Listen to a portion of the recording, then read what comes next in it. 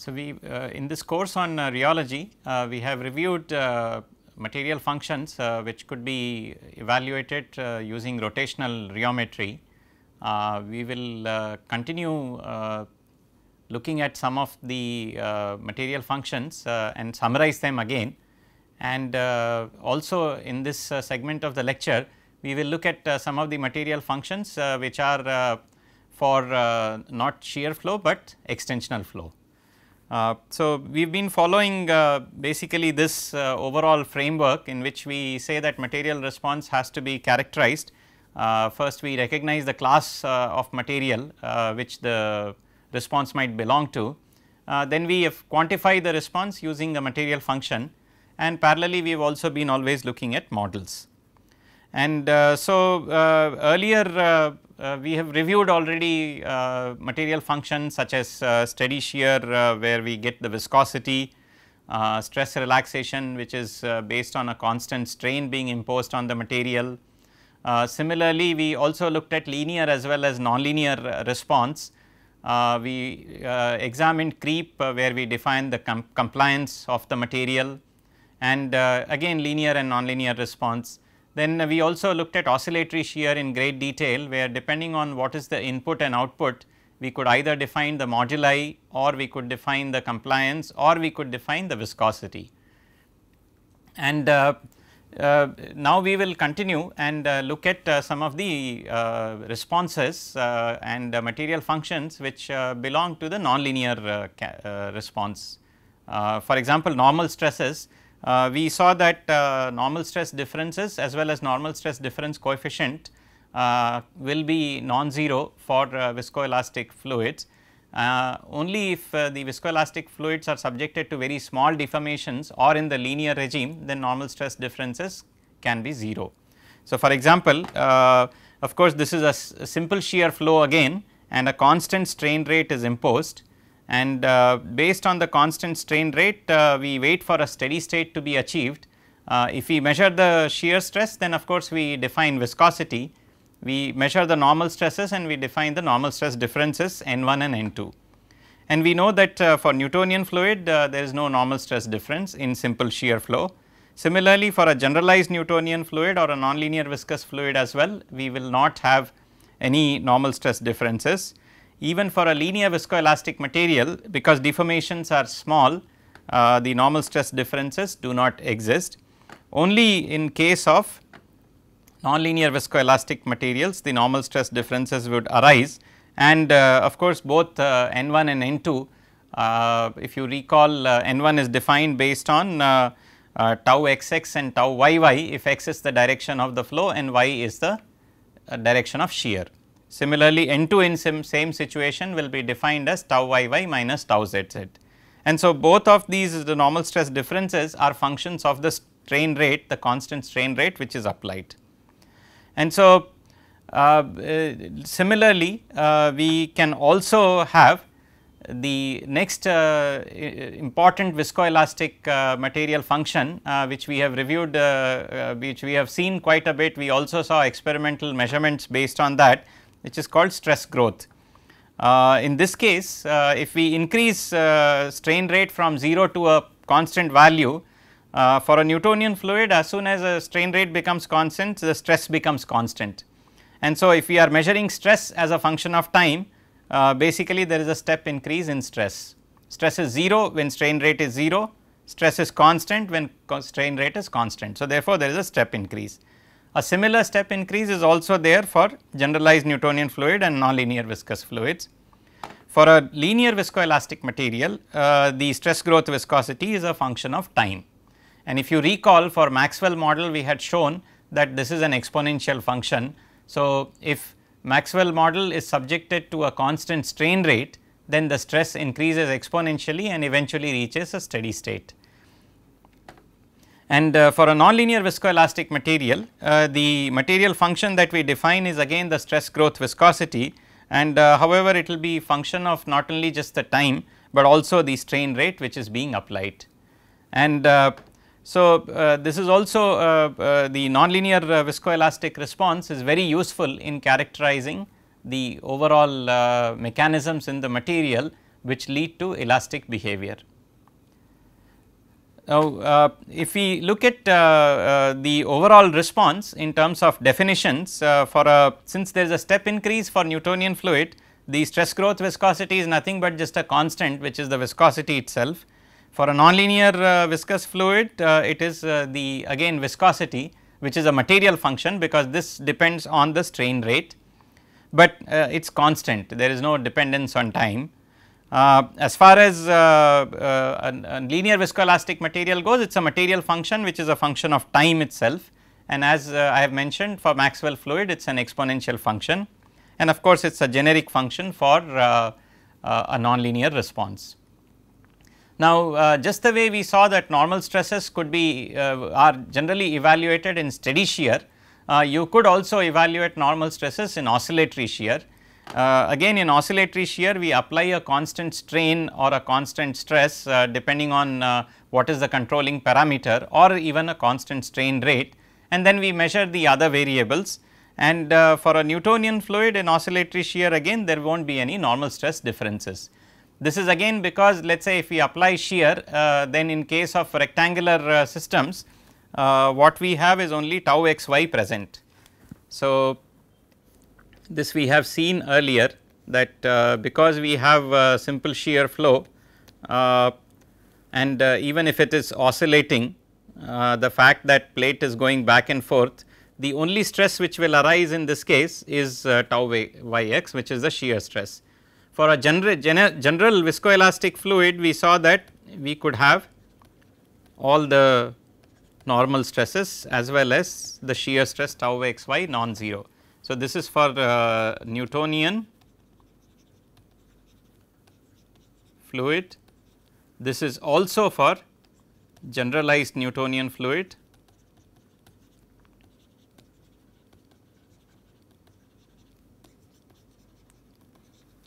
and this is will also be the case for linear viscoelastic fluid.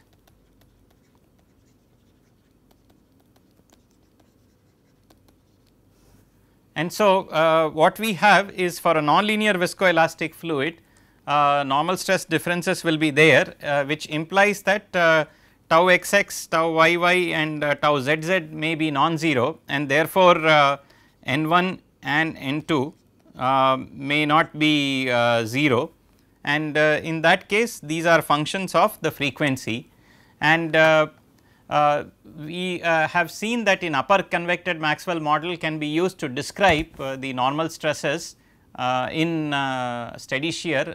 So, upper convected Maxwell model is the simplest of the models which shows normal stress differences.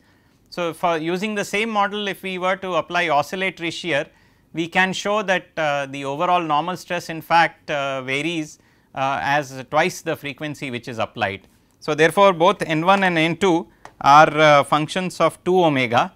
So, where omega is the frequency of strain that is being applied, and since it is a nonlinear regime, the overall normal stress difference would also be a function of the strain amplitude which is being applied.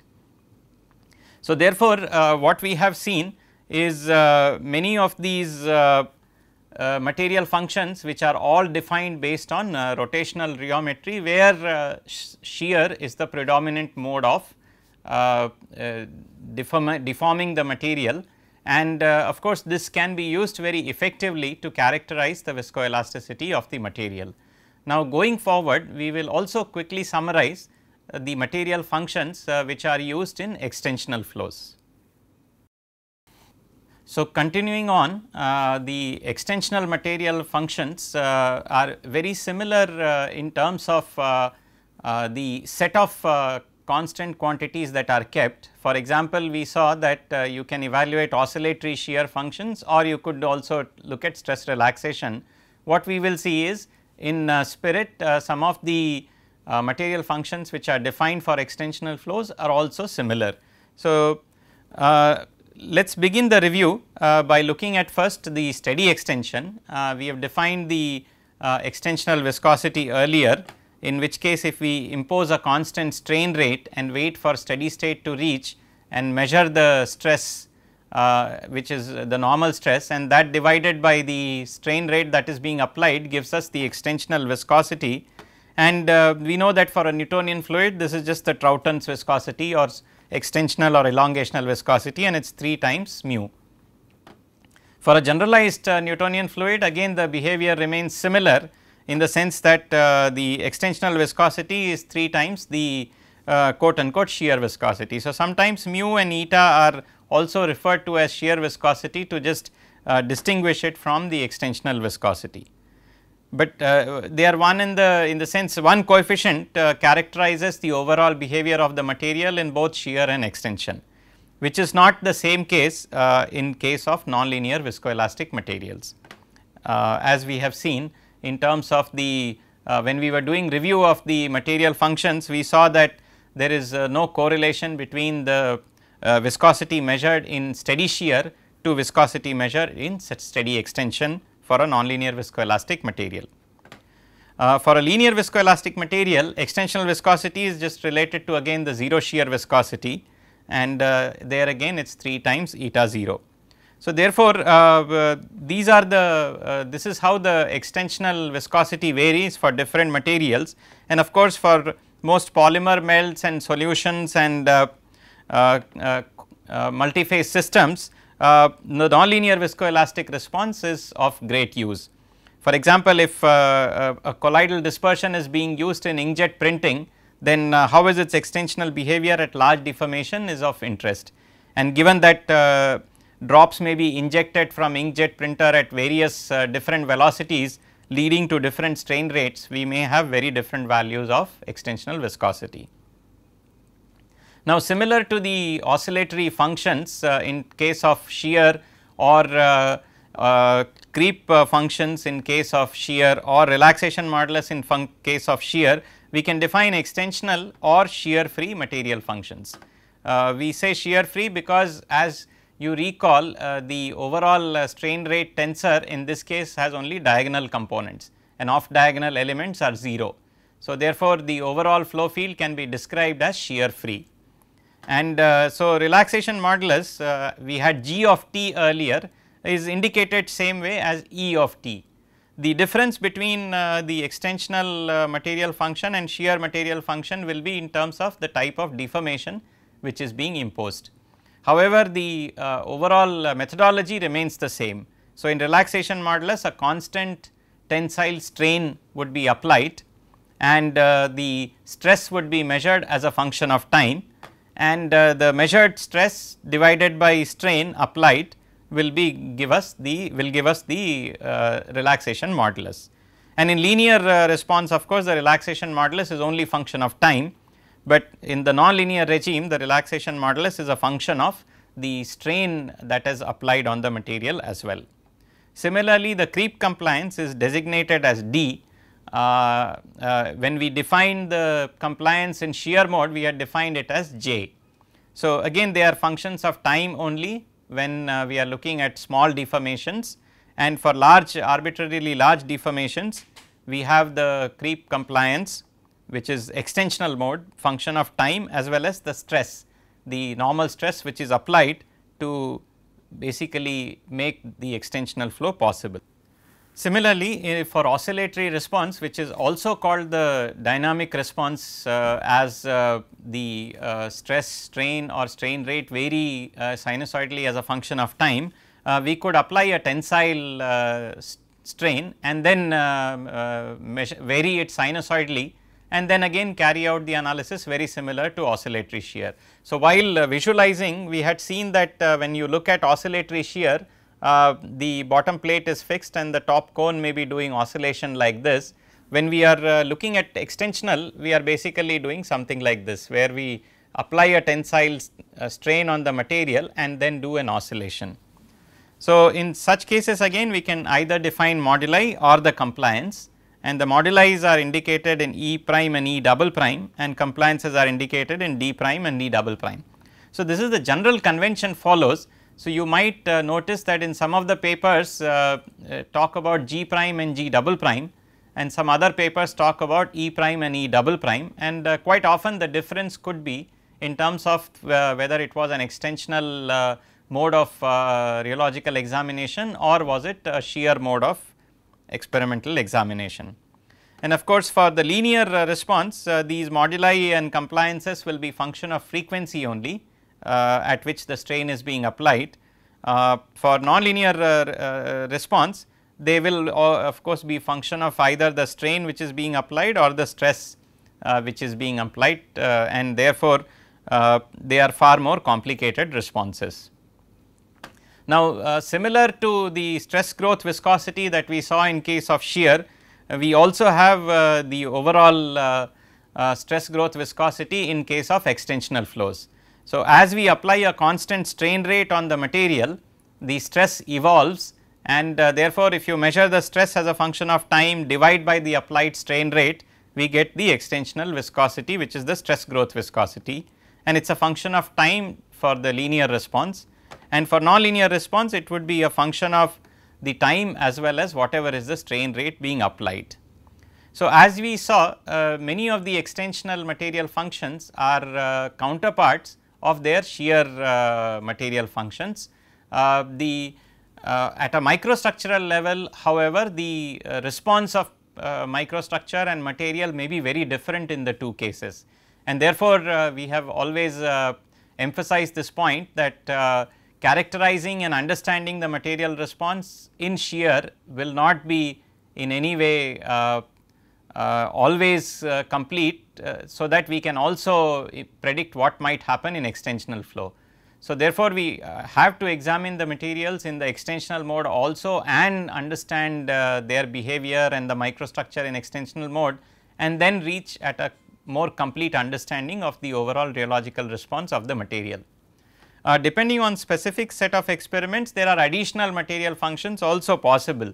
For example, rather than doing a uniaxial extensional flow, one could also look at biaxial extensional flow, and therefore, a viscosity which is defined as biaxial extensional viscosity. So, over and above the material functions that we have reviewed in this course, both for oscillatory and extensional flow, there are more specific material functions, sometimes defined either for research or for applications purposes, which are far more valuable for that particular situation. And now, just to summarize and look at some experimental data, we will look at the extensional viscosity growth for certain polymeric melts. So, in this graph, we have the uniaxial extensional viscosity as a function of time. Remember that extensional stress growth is being observed at a constant strain rate, which means strain is directly proportional to time. So, since strain is constant, and quite often it may be just let us say epsilon zz, then the strain will be the strain rate times t. So, therefore, strain will be proportional to time.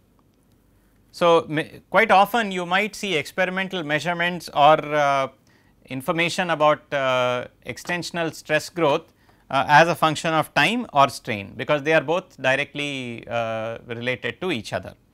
And what you can see is there is a melt material which is linear, both polystyrene and high density polyethylene are linear macromolecules, and their behavior is qualitatively different compared to LDPE, which is branched polymer low density polyethylenes. And what is very noticeable in the branched cases is a pronounced increase in stress.